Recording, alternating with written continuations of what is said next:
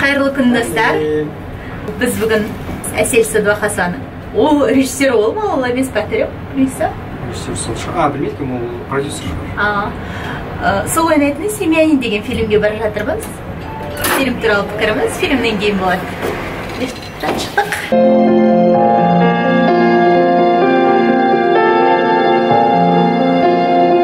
Вот и я пришел на твое выступление. Мне кажется, ты красивая. Перестань. Да не, я правду говорю. Да и вообще, я считаю тебя самой красивой девушкой.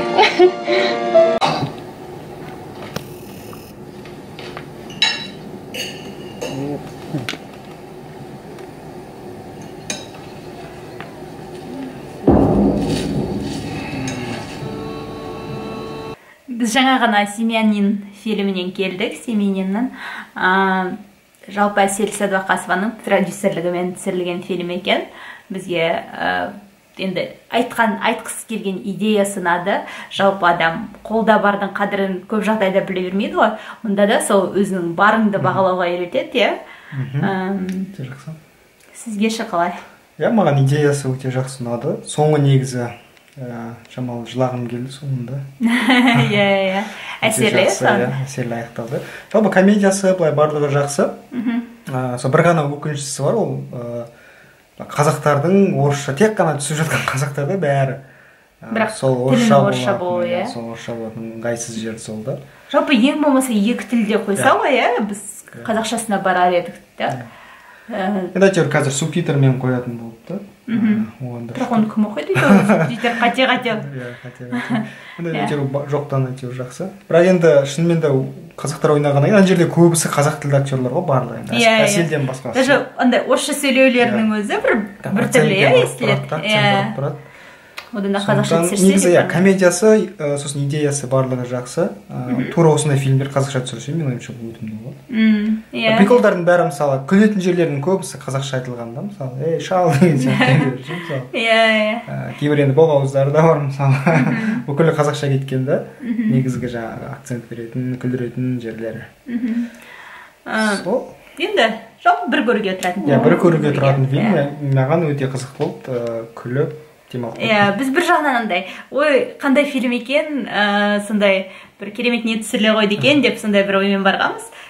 Олай күтпей барғаннан кейін де, жап-жақсы болып шыққаны, енді қуантты. Жалпы негізі киноға барғанда, жалпы соны ескеру керек шығар көпшілікке. Мысалы, сондай болады деп күтіп бармай, жалпы фильмге мән беріп, соны қарау керек сияқты да. Біздікілер көбінесе біреу сынап барады, немесе жаңағыдай бір нәрсені көбірек күтіп барады, ожиданиясы жоғары болып қалады да, қалай болар екен деп.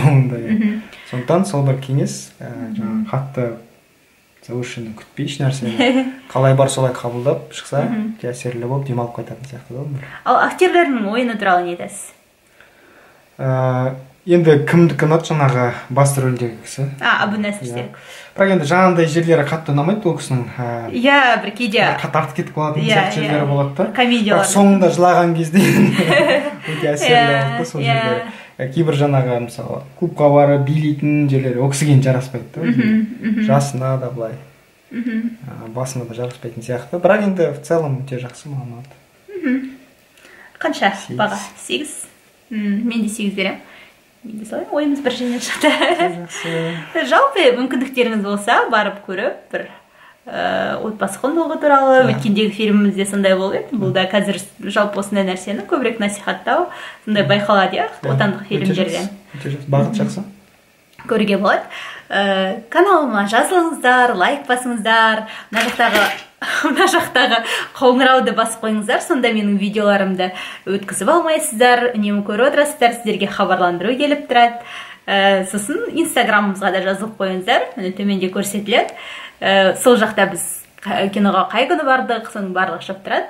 Каналымызда келесі кездескенше аман сау болыңыздар.